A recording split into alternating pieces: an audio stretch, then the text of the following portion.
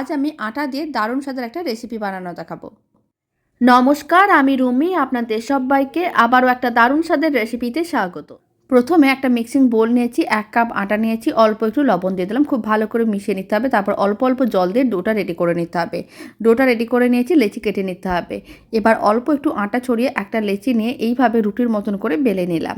কড়াইতে জল গরম করে নিয়েছিলাম, একটা ছিদ্রযুক্ত পাত্র রেখে দিলাম, আর অল্প একটু তেল ব্রাশ করে নিয়েছিলাম। একটা করে রুটি রেখে দিতে হবে। তারপর ঢাকনা দিয়ে এইভাবে 1 থেকে 2 মিনিটের মতন রান্না করে নিতে হবে।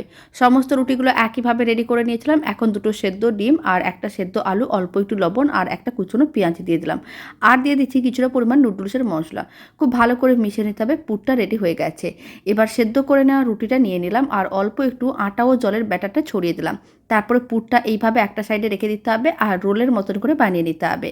গরম তেলের মধ্যে দিয়ে উল্টে পাল্টে লাল লাল করে ভেজে নিলেই দারুণ স্বাদের মুখরোচক রেসিপিটা একেবারেই রেডি।